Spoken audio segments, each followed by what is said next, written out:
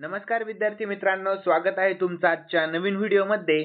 तर आज आपण वीकली करंट अफेअर्स म्हणजेच 23 ते 29 डिसेंबर दरम्यानच्या खूप महत्त्वाच्या काही चालू घडामोडीचे प्रश्न पाहणार आहोत। यामध्ये आपण एकूण 40 प्रश्न घेतलेले आहेत मित्रांनो आणि त्यांचे स्पष्टीकरण देखील आपण या व्हिडिओमध्ये पाहण्याचा प्रयत्न केलेला आहे। आणि तुम्हाला जर या व्हिडिओची पीडीएफ हवी असेल ना, तर व्हिडिओच्या डिस्क्रिप्शन बॉक्समध्ये आपल्या टेलिग्राम चॅनलची लिंक आहे, तेथे तुम्हाला सर्व व्हिडिओच्या पीडीएफ अगदी फ्री मध्ये मिळतील। तर मित्रांनो, वेळ वाया न घालवता आपण या व्हिडिओला सुरुवात करूयात। तर यानंतर पहिला प्रश्न आहे, जॉन महामा कोणत्या आफ्रिकन देशाचे राष्ट्रपती म्हणून निवडले गेले?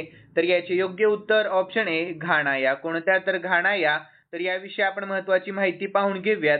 तर नुकत्याच झालेल्या राष्ट्रपती निवडणुकीमध्ये माजी राष्ट्रपती आणि विरोधी उमेदवार जॉन महामा यांची आफ्रिकन देश घानाच्या राष्ट्रपतीपदी निवड झाली।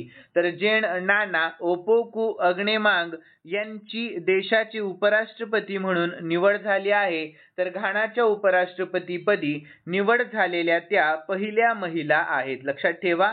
यानंतर पुढील प्रश्न, तर भारत सरकार आणि आशियाई विकास बँक म्हणजेच एडीबी यांनी कोणत्या राज्याची किनारपट्टी सुरक्षा मजबूत करण्यासाठी $42 दशलक्ष कर्जाचा करार केला आहे? तर याचे योग्य उत्तर ऑप्शन ए महाराष्ट्र या। तर याविषयी महत्त्वाची माहिती पाहूयात। तर भारत सरकार आणि आशियाई विकास बँक यांनी महाराष्ट्रातील किनारपट्टी आणि नदीकाठच्या संवर्धनासाठी $42 दशलक्ष कर्ज करारावर स्वाक्षरी केली आहे। तर ते किनारपट्टीची धूप, समुद्र किनाऱ्याचे पोषण आणि हवामान बदलाच्या परिणामांचा सामना करण्यासाठी प्रगत तंत्रज्ञानाचा वापर करेल। यानंतर मित्रांनो, आशियाई विकास बँकेविषयी शॉर्टमध्ये महत्त्वाची माहिती। स्थापना 1966 मध्ये झाली। मुख्यालय मनिला फिलिपिन्स मध्ये आहे आणि सध्याचे अध्यक्ष मासात्सुगु अस्कावा आहेत आणि 23 फेब्रुवारी 2025 पर्यंत आहेत ते। त्यानंतर मसातो कांडा राहतील। ठीक आहे मित्रांनो, लक्षात ठेवा। यानंतर पुढील प्रश्न, तर राष्ट्रपती द्रौपदी मुर्मू यांनी किती मुलांना पंतप्रधान राष्ट्रीय बाल पुरस्कार दिला आहे? तर याचे योग्य उत्तर ऑप्शन डी 17 मुलांना। किती? तर 17। तर याविषयी महत्त्वाची माहिती पाहून घेऊयात। तर 26 डिसेंबर 2024 रोजी नवी दिल्लीतील राष्ट्रपती भवन सांस्कृतिक केंद्रामध्ये आयोजित समारंभात राष्ट्रपती द्रौपदी मुर्मू यांनी 17 मुलांना म्हणजेच 10 मुलींना आणि 7 मुलांना पंतप्रधानांचे राष्ट्रीय बाल पुरस्कार प्रदान केला आहे। यानंतर वीर बाल दिनानिमित्त या पुरस्काराची घोषणा व वितरण करण्यात आले। तर यानंतर पंतप्रधान राष्ट्रीय बाल पुरस्कार विजेत्याला एक पदक, प्रमाणपत्र आणि 1 लाख रुपयांचे रोख पारितोषिक दिले जाते। यानंतर पुढील प्रश्न, प्रवास आणि पर्यटन विकास निर्देशांक म्हणजेच TTDI 2024 मध्ये भारताचा क्रमांक कितवा आहे? तर योग्य उत्तर ऑप्शन सी 39वा भारताचा क्रमांक आहे।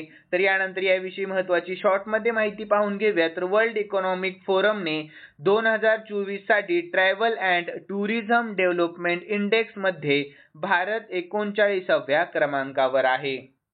यानंतर पुढील प्रश्न, कोणत्या राज्याचे माजी मुख्यमंत्री ओमप्रकाश चौटाला यांचे वयाच्या 89व्या वर्षी निधन झाले? तर याचे योग्य उत्तर ऑप्शन डी हरियाणा या। कोणत्या? तर हरियाणा या। तर याविषयी महत्त्वाची माहिती पाहूयात। तर हरियाणाची राजधानी आहे चंदीगड। सध्याचे मुख्यमंत्री नायब सिंग सैनी आणि सध्याचे राज्यपाल आहेत बंडारू दत्तात्रय। ठीक आहे। यानंतर पुढील प्रश्न, भारतीय पंतप्रधानांची 43 वर्षातील पहिली भेट कोणत्या देशात होती? तर याचे योग्य उत्तर ऑप्शन सी कुवेत या देशामध्ये। यानंतर मित्रांनो, याविषयी आपण महत्त्वाची माहिती पाहून घेऊयात। तर पंतप्रधान नरेंद्र मोदी यांनी 21 आणि 22 डिसेंबर रोजी कुवेतला भेट दिली। तर 4 दशकांमध्ये भारतीय पंतप्रधानांची आखाती देशाची पहिली भेट आहे। यानंतर 2023 ते 2024 या कालावधीमध्ये उभय देशांमधील द्विपक्षीय व्यापार $10 अब्ज पेक्षा जास्त असण्याची अपेक्षा असलेला भारत हा कुवेतचा प्रमुख व्यापारी भागीदारांपैकी एक आहे। तर यानंतर मित्रांनो, कुवेत विषयी शॉर्टमध्ये महत्त्वाची माहिती पाहूया। तर राजधानी आहे कुवेतची कुवेत सिटी आणि चलन आहे कुवेती दिनार। ठीक आहे मित्रांनो, लक्षात ठेवा। यानंतर पुढील प्रश्न, भारतीय सैन्याने नुकतेच भविष्यातील युद्धासाठी AI इन्क्युबेशन सेंटरचे अनावरण कोठे केले? तर याचे योग्य उत्तर ऑप्शन सी बेंगळुरूमध्ये करण्यात आलेले आहे. कोठे? तर बेंगळुरूमध्ये. तर याविषयी महत्त्वाची माहिती पाहून घेऊयात. तर भारतीय लष्कराने बेंगळुरूमध्ये Indian army AI incubation centre सुरू केले आहे, जे त्यांच्या ऑपरेशन्सचे आधुनिकीकरण आणि तांत्रिक क्षमता वाढवण्याच्या दिशेने एक महत्त्वपूर्ण झेप आहे. यानंतर पुढील प्रश्न, कोणत्या देशाने पंतप्रधान मोदींना ऑर्डर ऑफ मुबारक अल कबीर या सर्वोच्च सन्मानाने सन्मानित केले आहे? तर योग्य उत्तर ऑप्शन सी कुवेत या. कोणत्या? तर कुवेत या. तर यानंतर याविषयी महत्त्वाची माहिती पाहून घेऊयात. तर पंतप्रधान मोदींना कुवेतचा सर्वोच्च सन्मान मुबारक अल कबीर या आदेशाने सन्मानित करण्यात आलेले आहे. तर पंतप्रधान मोदींना एखाद्या देशाने आंतरराष्ट्रीय सन्मान देण्याची ही 20वी वेळ आहे. तर ऑर्डर ऑफ मुबारक अल कबीर हा कुवेतचा नाईटहुड ऑर्डर आहे, लक्षात ठेवा.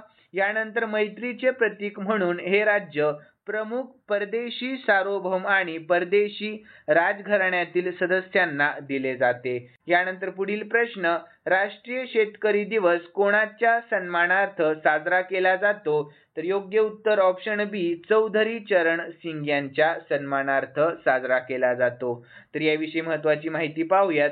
तर चौधरी चरण सिंग भारताचे 5वे पंतप्रधान आणि उत्तर प्रदेशचे 5वे मुख्यमंत्री होते. तर कृषी सुधारणांमध्ये त्यांच्या योगदानाबद्दल शेतकऱ्यांचा चॅम्पियन म्हणून साजरा केला जातो. तर 23 डिसेंबर हा दिवस भारतामध्ये किसान दिवस म्हणजेच राष्ट्रीय शेतकरी दिवस म्हणून साजरा केला जातो.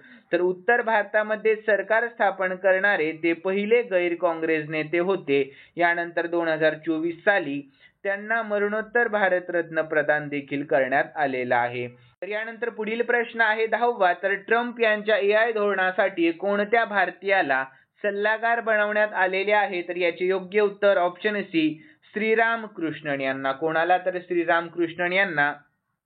तर याविषयी शॉर्टमध्ये महत्त्वाची माहिती पाहूयात.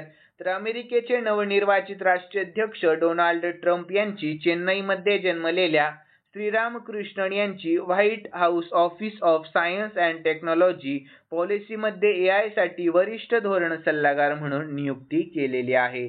यानंतर पुढील प्रश्न, कोणत्या देशाने महिला अंडर 19 T20 आशिया कप स्पर्धेचे विजेतेपद पटकावले? तर याचे योग्य उत्तर ऑप्शन ए आपल्या भारत देशाने. कोणत्या? तर आपल्या भारत देशाने. तर याविषयी महत्त्वाची माहिती पाहून घेऊयात. तर क्वालालंपूर येथे झालेल्या 19 वर्षाखालील महिला T20 आशिया चषक क्रिकेटच्या अंतिम सामन्यामध्ये भारताने बांगलादेशचा 41 धावांनी पराभव करून विजेतेपद पटकावले आहे. तर बेउमास ओव्हल क्वालालंपूर येथे झाला आणि उपविजेता आहे बांगलादेश, लक्षात ठेवा मित्रांनो.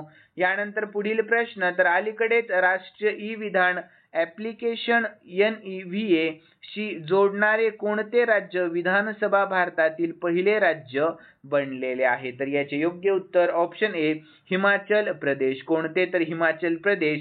तर यानंतर याविषयी महत्त्वाची माहिती, तर हिमाचल प्रदेशची राजधानी आहे शिमला आणि धर्मशाळा. तर मुख्यमंत्री आहेत सुखविंदर सिंग सुखू आणि सध्याचे राज्यपाल शिवप्रताप शुक्ला हे आहेत. यानंतर पुढील प्रश्न, तर ज्युनियर नेमबाजी विश्वचषक 2025 कोणत्या देशामध्ये आयोजित केला जाईल? तर याचे योग्य उत्तर ऑप्शन बी आपल्या भारत देशामध्ये आयोजित केला जाईल. कोणत्या? तर आपल्या भारत देशामध्ये. तर यानंतर मित्रांनो याविषयी शॉर्टमध्ये महत्त्वाची माहिती पाहूयात. तर ज्युनियर नेमबाजी विश्वचषक पुढील वर्षी भारतामध्ये होणार आहे. तर रायफल, पिस्तूल आणि शॉटगन या स्पर्धा यामध्ये होणार आहेत. तर भारत ज्युनियर नेमबाजी विश्वचषकाचे यजमानपद भूषवण्याची ही पहिलीच वेळ असेल, लक्षात ठेवा. तर यानंतर पुढील प्रश्न आहे, तर कोणत्या खेळाडूने next gen ATP finals tennis स्पर्धेचे विजेतेपद पटकावले? तर याचे योग्य उत्तर ऑप्शन ए जोजाओ फोन्सेका या. कोणत्या? तर जोजाओ फोन्सेका या. तर याविषयी आपण महत्त्वाची माहिती पाहून घेऊयात. तर ब्राझीलच्या जोजाओ फोन्सेकाने जेहाद येथे नेक्स्ट जेन ATP फायनल्स टेनिसचे विजेतेपद जिंकले. तर यानंतर फोन्सेकाने अमेरिकाच्या लर्नर टीएनचा पराभव करून विजेतेपद पटकावले आहे. तर 18 वर्षीय फोन्सेका या वर्षीच्या स्पर्धेतील सर्वात तरुण सहभागी होती. यानंतर पुढील माहिती तर नेक्स्ट जेन ATP फायनल्स ही वार्षिक टेनिस स्पर्धा आहे तर ज्यामध्ये 20 आणि त्याखालील वयोगटातील सर्वोत्तम पुरुष खेळाडूंचा समावेश आहे. यानंतर पुढील प्रश्न नेटवर्क रेडिनेस इंडेक्स म्हणजेच NRI 2024 मध्ये भारताचे स्थान कोणते आहे तर याचे योग्य उत्तर ऑप्शन ए 49वे स्थान आहे. कोणते तर 49वे. तर याविषयी महत्त्वाची माहिती पाहूयात. तर भारताने 2024 नेटवर्क रेडिनेस इंडेक्स मध्ये लक्षणीय प्रगती केली आहे. तर 2023 मध्ये 60व्या स्थानावरून 11 स्थानांनी झेप घेत 49व्या स्थानावर पोहोचले आहे आणि त्याचा स्कोर 53.63 पर्यंत वाढलेला दिसून येत आहे. तर हे यश डिजिटल पायाभूत सुविधा आणि तंत्रज्ञान स्वीकारण्याच्या देशाची दृढ वचनबद्धता दर्शवते. ठीक आहे, लक्षात ठेवा. यानंतर पुढील प्रश्न तर राष्ट्रीय मानवाधिकार आयोगाच्या अध्यक्षपदावर नुकतीच कोणाची नियुक्ती करण्यात आलेली आहे तर याचे योग्य उत्तर option A V Ram Subramaniam यांची. कोणाची तर व्ही राम सुब्रमण्यम यांची. तर याविषयी महत्त्वाची माहिती देखील पाहूयात. तर नुकतीच व्ही राम सुब्रमण्यम यांची राष्ट्रीय मानवाधिकार आयोगाच्या अध्यक्षपदी नियुक्ती करण्यात आलेली आहे. तर पहिले अध्यक्ष कोण होते तर न्यायमूर्ती रंगनाथ मिश्रा हे पहिले अध्यक्ष होते. यानंतर राष्ट्रीय मानवाधिकार आयोगाविषयी आपण शॉर्टमध्ये महत्त्वाची माहिती पाहूयात. तर राष्ट्रीय मानवाधिकार आयोग ही भारतातील एक केंद्रीय मानवाधिकार संस्था आहे. त्यामध्ये एक अध्यक्ष आणि 5 सदस्य असतात. तर आयोगाचे अध्यक्ष भारताचे निवृत्त सरन्यायाधीश असावेत. यानंतर एक सदस्य सर्वोच्च न्यायालयाचा सेवारत किंवा निवृत्त न्यायमूर्ती असणे आवश्यक आहे आणि एक उच्च न्यायालयाचा सेवारत किंवा निवृत्त मुख्य न्यायाधीश असणे आवश्यक आहे. यानंतर इतर 2 सदस्यांना मानवी हक्कांशी संबंधित कामाचे ज्ञान किंवा अनुभव असणे आवश्यक आहे. तर आयोगात एक महिला सदस्यही असावी. यानंतर मित्रांनो 2024 मधील महत्त्वाच्या नियुक्त्या आपण पाहूयात. तर भारताचे 51वे सरन्यायाधीश कोण बनले आहे तर न्यायमूर्ती संजीव खन्ना हे. तर राष्ट्रीय महिला आयोगचे नवीन अध्यक्ष म्हणून कोणाची नियुक्ती करण्यात आली तर विजय किशोर रहाटकर यांची. यानंतर इंडियन कोस्ट गार्डचे 26वे महासंचालक कोण बनले तर परमेश शिवमणी बनले आहेत. यानंतर भारतीय रेल्वे बोर्डाचे अध्यक्ष आणि CEO म्हणून कोणाची नुकतीच नियुक्ती करण्यात आली तर सतीश कुमार यांची. यानंतर संघ लोकसेवा आयोगाचे अध्यक्ष म्हणून कोणाची नियुक्ती करण्यात आली तर प्रीती सुदान यांची नियुक्ती करण्यात आली. यानंतर टाटा ट्रस्टचे नवे अध्यक्ष म्हणून कोणाची नियुक्ती करण्यात आली तर नोएल टाटा यांची नियुक्ती करण्यात आलेली आहे. यानंतर इंटरनॅशनल सोलर अलायन्सचे 3रे महासंचालक म्हणून कोणाची निवड झाली आहे तर आशिष खन्ना यांची. यानंतर केंद्रीय औद्योगिक सुरक्षा दलचे नवीन महासंचालक कोण बनले आहेत तर राजविंदर सिंग भाटी बनले आहेत. लक्षात ठेवा मित्रांनो, खूप महत्त्वाची माहिती आहे. यानंतर भारतीय ऑलिम्पिक संघटनेच्या पहिल्या महिला अध्यक्षा कोण आहेत तर PT उषा आहेत. यानंतर 16व्या वित्त आयोगाचे प्रमुख म्हणून कोणाची नियुक्ती करण्यात आली तर अरविंद पानगडिया यांची. यानंतर भारताचा नवीन CAG कोण बनला आहे तर संजय मूर्ती बनला आहे. यानंतर RBIचे 26वे गव्हर्नर कोण बनले तर संजय मल्होत्रा हे बनले आहेत. यानंतर पुढील प्रश्न तर अलीकडेच श्री चंद्रशेखरेंद्र सरस्वती पुरस्काराने कोणाला सन्मानित करण्यात आलेले आहे तर याचे योग्य उत्तर ऑप्शन ए S जयशंकर यांना. कोणाला तर S जयशंकर यांना. तर याविषयी शॉर्टमध्ये महत्त्वाची माहिती पाहूयात. तर परराष्ट्र मंत्री S जयशंकर यांना भारताचे परराष्ट्र धोरण आणि जागतिक नेतृत्व यातील अतुलनीय योगदानाबद्दल श्री चंद्रशेखरेंद्र सरस्वती राष्ट्रीय उत्कृष्टता पुरस्काराने सन्मानित करण्यात आलेले आहे. तर यानंतर पुढील प्रश्न कोणती स्पेस एजन्सी 30 डिसेंबर रोजी SpaceX मिशन लॉन्च करेल तर याचे योग्य उत्तर ऑप्शन डी इस्रो. कोणती तर इस्रो. तर याविषयी आपण महत्त्वाची माहिती पाहूयात शॉर्टमध्ये. तर भारत आपले SpaceX मिशन लॉन्च करेल ज्याचा उद्देश अवकाशामध्ये स्पेसक्राफ्ट डॉक आणि अनडॉक करण्यासाठी आवश्यक तंत्रज्ञान विकसित करणे आणि प्रदर्शित करणे हे आहे. यानंतर पुढील माहिती यासाठी भारत श्रीहरिकोटा येथील सतीश धवन अंतराळ केंद्रातून PSLV C-60 चा वापर करणार आहे. तर यानंतर आपण इस्रो विषयी शॉर्ट मध्ये महत्त्वाची माहिती पाहूयात. तर इस्रोची स्थापना 15 ऑगस्ट 1969 मध्ये झाली. मुख्यालय आहे बेंगळुरू मध्ये आणि सध्याचे अध्यक्ष आहेत डॉक्टर एस सोमनाथ. कोण आहेत? Doctor S Somnath. यानंतर पुढील प्रश्न, तर सुशासन दिन कोणाच्या सन्मानार्थ साजरा केला जातो? तर याचे योग्य उत्तर ऑप्शन ए अटल बिहारी वाजपेयी यांच्या सन्मानार्थ साजरा केला जातो. तर यानंतर याविषयी महत्त्वाची माहिती पाहूयात. तर सुशासन दिन दरवर्षी 25 डिसेंबर रोजी माजी पंतप्रधान अटल बिहारी वाजपेयी यांच्या जयंतीनिमित्त साजरा केला जातो. तर यावर्षी भारताचे माजी पंतप्रधान अटल बिहारी वाजपेयी यांची 100वी जयंती साजरी होत आहे. तर शताब्दी सोहळ्याची सुरुवात लखनौमध्ये अटल आरोग्य मेळ्याच्या उद्घाटनाने झाली. तर यानंतर भारत सरकारने 2014 मध्ये सुशासन दिनाची सुरुवात केली आहे. यानंतर अटल बिहारी वाजपेयी यांचा जन्म 25 डिसेंबर 1924 रोजी ग्वाल्हेर येथे झाला. यानंतर पुढील प्रश्न, तर पंतप्रधान मोदींच्या हस्ते केन बेतवा नदीजोड प्रकल्पाची पायाभरणी कोणत्या राज्यामध्ये झाली? तर याचे योग्य उत्तर ऑप्शन सी मध्य प्रदेश या राज्यामध्ये. कोणत्या? तर मध्य प्रदेश या. तर याविषयी महत्त्वाची माहिती देखील पाहूयात. तर पंतप्रधान नरेंद्र मोदी यांनी मध्य प्रदेशातील खजुराहो येथे केन बेटवा नदी जोडणी प्रकल्पाची पायाभरणी केली, जो राष्ट्रीय नदी जोडणी धोरणाअंतर्गत पहिला उपक्रम आहे. तर या प्रकल्पाअंतर्गत मध्य प्रदेशातील 10 जिल्ह्यांतील सुमारे 44 लाख लोकांना आणि उत्तर प्रदेशातील 21 लाख लोकांना पिण्याचे पाणी पुरवले जाईल. तर ज्यासाठी 44,605 कोटी रुपये खर्च अपेक्षित आहे. यानंतर केन बेतवा लिंक प्रकल्प हे केंद्र सरकार, मध्य प्रदेश आणि उत्तर प्रदेश यांच्यातील सहकार्य आणि समन्वयाचे एक अद्वितीय उदाहरण आहे. यानंतर मध्य प्रदेश विषयी शॉर्ट मध्ये महत्त्वाची माहिती पाहूयात. राजधानी आहे भोपाळ. सध्याचे मुख्यमंत्री मोहन यादव आणि राज्यपाल आहेत सध्याचे मंगूभाई पटेल आणि लोकसभेच्या एकूण 29 जागा आहेत आणि राज्यसभेच्या एकूण 11 जागा आहेत. ठीक आहे मित्रांनो, लक्षात ठेवा. यानंतर पुढील प्रश्न, डिसेंबर 2024 मध्ये भारतातील पहिल्या बायो बिटुमेन राष्ट्रीय महामार्गाचे उद्घाटन कोठे झाले? तर याचे योग्य उत्तर ऑप्शन ए मनसर नागपूर येथे झाले आहे. कोठे? तर मनसर नागपूर येथे. तर याविषयी महत्त्वाची माहिती पाहूया. तर केंद्रीय रस्ते आणि महामार्ग मंत्री नितीन गडकरी यांनी नागपूरमधील मनसर येथे देशातील पहिल्या बायो बिटुमेन आधारित राष्ट्रीय महामार्गाचे उद्घाटन केले. तर मनसर येथील राष्ट्रीय महामार्ग 44 वर असलेल्या मनसर नागपूर बायपासवर बांधण्यात आलेला हा महामार्ग पिकांच्या अवशेषांपासून बनलेल्या बिटुमिनचा वापर करून तयार करण्यात आलेला आहे.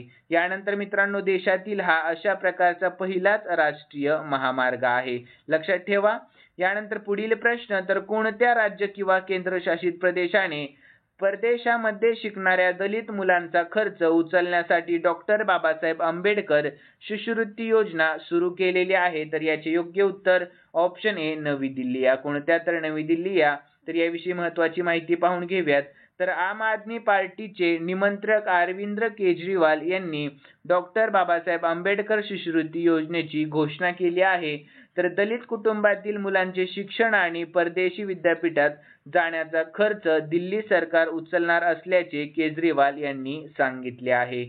तर यानंतर पुढील प्रश्न, तर हरित पायाभूत सुविधांसाठी भारताने कोणत्या बँकेकडून $500 दशलक्ष कर्ज मिळवले आहे?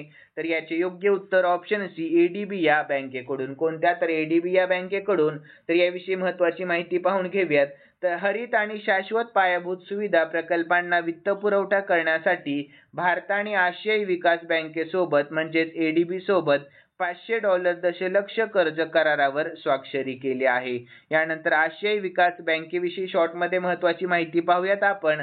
तर स्थापना 1966 मध्ये झाली आणि आशियाई विकास ही आशिया पॅसिफिक क्षेत्रावर लक्ष केंद्रित करणारी एक प्रादेशिक बहुपक्षीय विकास बँक आहे. यानंतर मुख्यालय कोठे आहे? तर मनिला फिलिपिन्स मध्ये आहे आणि सध्याचे अध्यक्ष आहेत मत्सात्सुगु अस्कावा. यानंतर सदस्य देश 69 आहे आणि 69वा इस्रायल हा आहे. लक्षात ठेवा. यानंतर पुढील प्रश्न, तर आगामी एरो इंडिया 2025 कोठे आयोजित केला जाईल? तर याचे योग्य उत्तर आहे मित्रांनो ऑप्शन बी बेंगळुरू मध्ये. कोठे? तर बेंगळुरू मध्ये. तर याविषयी आपण महत्त्वाची माहिती पाहून घेऊयात. तर एरो इंडिया 2025 ची 15वी आवृत्ती 10 ते 14 फेब्रुवारी 2025 दरम्यान एअरफोर्स स्टेशन येलाहंका, बेंगळुरू, कर्नाटक येथे आयोजित केली जाईल. तर यानंतर पुढील माहिती. तर एरो इंडिया विमान उद्योगात माहिती, कल्पना आणि नवीन घडामोडींची देवाणघेवाण करण्याची अनोखी संधी उपलब्ध करून देईल. यानंतर देशांतर्गत विमान वाहतूक उद्योगाला चालना देण्यासोबतच ते मेक इन इंडियालाही चालना देतील. यानंतर पुढील प्रश्न. तर गुरमीत सिंग संदावालिया आणि न्यायमूर्ती नरेंद्रजी यांची कोणत्या उच्च न्यायालयाचे मुख्य न्यायाधीश म्हणून नियुक्ती करण्यात आलेली आहे? तर गुरमीत सिंग संदावालिया यांची हिमाचल प्रदेशच्या आणि न्यायमूर्ती नरेंद्रजी यांची उत्तराखंड या उच्च न्यायालयाचे मुख्य न्यायाधीश म्हणून नियुक्ती करण्यात आलेली आहे. ठीक आहे, लक्षात ठेवा. तर योग्य उत्तर ऑप्शन ए असणार आहे मित्रांनो. तर याविषयी आपण महत्त्वाची माहिती पाहून घेऊयात. तर भारताच्या राष्ट्रपती द्रौपदी मुर्मू यांनी डिसेंबर 2024 मध्ये न्यायमूर्ती गुरमीत सिंग संदावालिया आणि न्यायमूर्ती नरेंद्रजी यांची हिमाचल प्रदेश आणि उत्तराखंड उच्च न्यायालयाचे नवीन मुख्य न्यायाधीश म्हणून नियुक्ती केलेली आहे. तर उच्च न्यायालयाचे न्यायाधीश वयाच्या 62व्या वर्षी निवृत्त होतात, हेही लक्षात ठेवा. यानंतर पुढील प्रश्न. तर देशातील पहिले डिजिटल संग्रहालय कोठे उघडण्यात आले? तर याचे योग्य उत्तर ऑप्शन ए आपल्या महाराष्ट्र राज्यामध्ये उघडण्यात आलेले आहे. कोणत्या? तर आपल्या महाराष्ट्र राज्यामध्ये. तर याविषयी महत्त्वाची माहिती पाहून घेऊयात.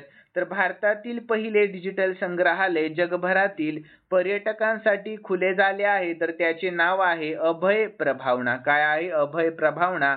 तर हे महाराष्ट्रातील पुणे जिल्ह्यातील मुंबई-पुणे महामार्गावर इंद्रायणी नदीच्या काठावर आहे. तर ते Firodia institute of philosophy, cultural and history यांनी बांधले आहे. यानंतर हे संग्रहालय जैन धर्माच्या इतिहासावर आणि तत्वज्ञानावर आधारित आहे, हेही लक्षात ठेवा.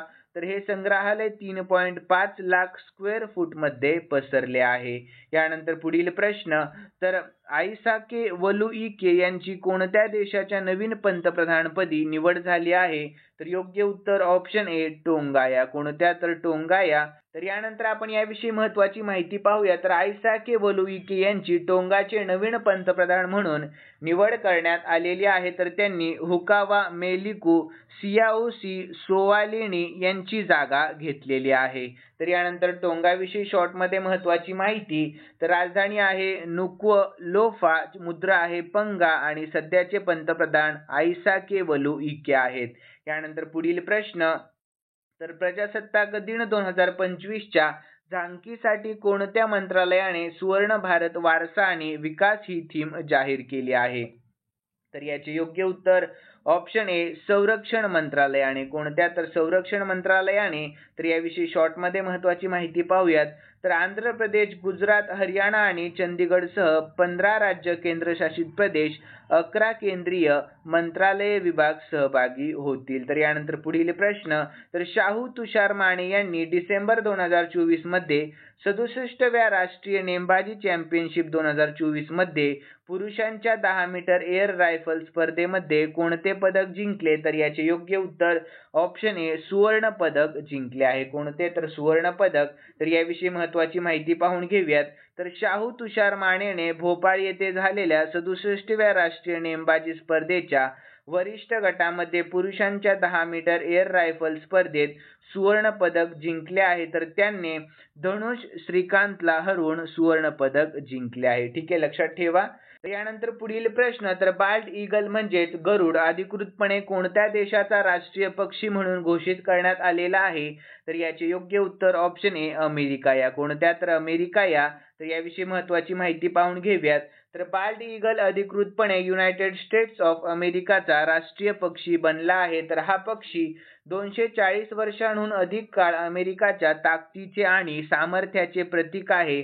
तर बाल्ड ईगल त्याच्या पांढऱ्या डोके, पिवळी चोच आणि आकर्षक तपकिरी शरीरासाठी ओळखला जातो. तर यानंतर बाल्ट ईगल युनायटेड स्टेट्सच्या सीलवर दिसते, तर हे सील 1782 पासून अधिकृत कागदपत्रांमध्ये वापरले जात आहे. यानंतर अमेरिकाविषयी शॉर्टमध्ये महत्त्वाची माहिती, तर राजधानी वॉशिंग्टन DC, चलन अमेरिकन डॉलर आणि सध्याचे राष्ट्राध्यक्ष आहेत डोनाल्ड ट्रम्प. कोण आहेत सध्याचे राष्ट्राध्यक्ष? डोनाल्ड ट्रम्प आहेत. यानंतर पुढील प्रश्न, कोणत्या राज्यातील ओंकारेश्वर तरंगत्या सौर प्रकल्पाचे नुकतेच उद्घाटन करण्यात आले आहे? तर याचे योग्य उत्तर ऑप्शन ए मध्य प्रदेश या. कोणत्या? तर मध्य प्रदेश या. तर याविषयी महत्त्वाची माहिती पाहूयात. तर पंतप्रधानांनी डिसेंबर 2024 रोजी मध्य प्रदेशातील खंडवा येथे ओंकारेश्वर तरंगत्या सौर प्रकल्पाचे उद्घाटन केले. तर 2070 पर्यंत भारताच्या निव्वळ शून्य उत्सर्जनाच्या उद्दिष्टाला समर्थन देत कार्बन उत्सर्जन कमी करण्याचे या प्रकल्पाचे उद्दिष्ट आहे. यानंतर मध्य प्रदेश विषयी शॉर्टमध्ये महत्त्वाची माहिती पाहूयात. तर राजधानी आहे भोपाळ आणि सध्याचे मुख्यमंत्री मोहन यादव आणि सध्याचे राज्यपाल आहेत मंगूभाई पटेल आणि लोकसभेच्या एकूण 29 जागा आहेत मित्रांनो आणि राज्यसभेच्या एकूण 11 जागा आहेत. किती आहेत राज्यसभेच्या जागा? 11 आहेत. यानंतर पुढील प्रश्न, केंद्र सरकारने आरिफ मोहम्मद खान यांची कोणत्या राज्याचे नवीन राज्यपाल म्हणून नियुक्ती केलेली आहे? तर याचे योग्य उत्तर ऑप्शन बी बिहार या. कोणत्या? तर बिहार या. तर याविषयी महत्त्वाची माहिती पाहूया शॉर्टमध्ये. तर केंद्र सरकारने आरिफ मोहम्मद खान यांची बिहारचे नवीन राज्यपाल म्हणून नियुक्ती केलेली आहे. तर यापूर्वी ते केरळचे राज्यपाल होते. ठीक आहे मित्रांनो. तर यानंतर पुढील प्रश्न आहे, तर केंद्रीय अर्थ मंत्रालयात नवीन महसूल सचिव म्हणून कोणाची नियुक्ती करण्यात आलेली आहे? तर याचे योग्य उत्तर ऑप्शन सी अरुणीश चावला यांची नियुक्ती करण्यात आलेली आहे. तर याविषयी महत्त्वाची माहिती पाहूयात. तर बिहार केडरचे 1992च्या बॅचचे भारतीय प्रशासकीय सेवेचे अधिकारी अरुणीश चावला यांची वित्त मंत्रालयात महसूल सचिव म्हणून नियुक्ती करण्यात आलेली आहे. तर ते सध्या रसायन आणि खते मंत्रालयात फार्मास्युटिकल्स सचिव म्हणून काम करत आहेत. तर यानंतर मित्रांनो आपण इतर महत्त्वाच्या नियुक्त्या पाहून घेऊयात. तर भारताचे नवे संरक्षण सचिव राजेश कुमार सिंग आहेत आणि भारताचे परराष्ट्र सचिव विक्रम मिस्री, केंद्रीय गृह सचिव गोविंद मोहन, कोळसा मंत्रालय सचिव आहेत विक्रम देव दत्त आणि आरोग्य सचिव पुण्य सलीला श्रीवास्तव. यानंतर कॅबिनेट सचिव आहेत TV सोमनाथन आणि वित्त सचिव तुहिनकांत पांडे हे आहेत. यानंतर पुढील प्रश्न, तर नुकतेच माजी पंतप्रधान अटल बिहारी वाजपेयी यांच्या पुतळ्याचे अनावरण कोणत्या शहरामध्ये करण्यात आलेले आहे? तर याचे योग्य उत्तर ऑप्शन सी लखनौ या शहरामध्ये. कोणत्या? तर लखनौ या. तर याविषयी महत्त्वाची माहिती पाहूया. तर संरक्षण मंत्री राजनाथ सिंह यांनी उत्तर प्रदेशचे मुख्यमंत्री योगी आदित्यनाथ यांनी 25 डिसेंबर 2024 रोजी लखनौमधील कुडिया घाट येथे माजी पंतप्रधान अटल बिहारी वाजपेयी यांच्या पुतळ्याचे अनावरण केले आहे. तर वाजपेयी यांच्या जयंती दिनानिमित्त आयोजित कार्यक्रमाचा हा कार्यक्रम होता, लक्षात ठेवा. यानंतर मित्रांनो पुढील प्रश्न, तर नुकतीच मणिपूरच्या राज्यपालपदी कोणाची नियुक्ती करण्यात आलेली आहे? तर याचे योग्य उत्तर ऑप्शन डी अजय कुमार भल्ला यांची नियुक्ती करण्यात आलेली आहे. कोणाची? तर अजय कुमार भल्ला यांची. तर यानंतर मित्रांनो याविषयी आपण महत्त्वाची माहिती पाहून घेऊया. तर 24 डिसेंबर 2023 रोजी राष्ट्रपती द्रौपदी मुर्मू यांनी 5 राज्यांच्या नवीन राज्यपालांची नियुक्ती केली आहे. तर मित्रांनो 5 नवीन राज्यांचे राज्यपाल आपण खालीलप्रमाणे घेण्याचा प्रयत्न केलेला आहे. संपूर्ण महत्त्वाची माहिती सुद्धा यामध्ये देण्याचा मी प्रयत्न केलाय. तर राज्यपालाची नियुक्ती घटनेच्या कलम 153 नुसार केली जाते. तर त्याचा कार्यकाळ 5 वर्षांचा असतो आणि तो राष्ट्रपतींच्या मर्जीवर अवलंबून असतो. यानंतर मणिपूरचे नवीन राज्यपाल कोण आहेत? तर अजय कुमार भल्ला हे आहेत. तर ते माजी केंद्रीय गृह सचिव, जातीय संघर्ष हाताळण्यामध्ये कौशल्य असलेले आहेत. यानंतर बिहारचे नवीन राज्यपाल कोण आहेत? तर आरिफ मोहम्मद खान आहेत. तर ते केरळमधून बदली झालेले आहेत. तर त्यांच्या बौद्धिक आणि प्रशासकीय कुशाग्रतेसाठी ते ओळखले जातात. यानंतर केरळचे नवीन कोण आहेत? तर राजेंद्र विश्वनाथ आर्लेकर हे आहेत. तर ते बिहारमधून पुन्हा नियुक्ती झालेली आहे त्यांची. तर ते अनुभवी एक प्रशासक आहेत. यानंतर ओडिशाचे नवीन आहेत हरी बांबू. तर यानंतर ओडिशाचे नवीन राज्यपाल आहेत हरिबाबू कंभमपती, तर ते मिझोराम मधून बदली झालेले आहेत आणि रघुबर दास यांची ते जागा घेतली आहे. यानंतर मिझोरामचे तर जनरल डॉक्टर व्ही.के. सिंघे आहेत, तर ते निवृत्त लष्करी अधिकारी आणि माजी केंद्रीय मंत्री धोरणात्मक नेतृत्व आणतात. लक्षात ठेवा. यानंतर पुढील प्रश्न, जागृती ॲप आणि जागो ग्राहक जागो ॲप कोणत्या संस्थेच्या विद्यार्थ्यांनी तयार केले आहे? तर याचे योग्य उत्तर ऑप्शन बी IIT BHU या. कोणत्या? तर IIT BHU या. तर याविषयी महत्त्वाची माहिती देखील पाहूयात आपण. तर राष्ट्रीय ग्राहक दिनानिमित्त जागो ग्राहक जागो ॲप, जागृती ॲप आणि जागृती डॅशबोर्ड लॉन्च करण्यात आलेले आहे. तर हे ॲप्स IIT BHUच्या विद्यार्थ्यांनी केलेल्या संशोधनाचा एक भाग म्हणून विकसित केले आहेत. तर त्यांचे उद्दिष्ट ग्राहकांना सक्षम करणे आणि त्यांच्या हक्कांचे संरक्षण करणे हे आहे. यानंतर पुढील प्रश्न, नुकतेच देशाचे माजी पंतप्रधान मनमोहन सिंह यांचे निधन झाले, तर ते देशाचे कितव्या क्रमांकाचे पंतप्रधान होते? तर याचे योग्य उत्तर ऑप्शन बी 13व्या क्रमांकाचे पंतप्रधान होते. कितव्या? तर 13व्या. तर याविषयी महत्त्वाची माहिती पाहूया. तर देशाचे माजी पंतप्रधान डॉक्टर मनमोहन सिंह यांचे वयाच्या 92व्या वर्षी निधन झाले. तर माजी पंतप्रधान मनमोहन सिंह यांनी 1991 ते 1996 दरम्यान PV नरसिंह राव यांच्या नेतृत्वाखाली सरकारमध्ये देशाचे अर्थमंत्री म्हणून काम केले होते. तर UPAचे 2 टर्म पंतप्रधान त्यांनी 2004 ते 2014 दरम्यान सर्वोच्च पद भूषवले आणि वर्षाच्या सुरुवातीपर्यंत राज्यसभेचे सदस्य म्हणून काम केलेले होते. यानंतर माजी पंतप्रधान डॉक्टर मनमोहन सिंह यांच्या निधनाबद्दल 7 दिवसांचा राष्ट्रीय दुखवटा जाहीर करण्यात आलेला आहे. लक्षात ठेवा.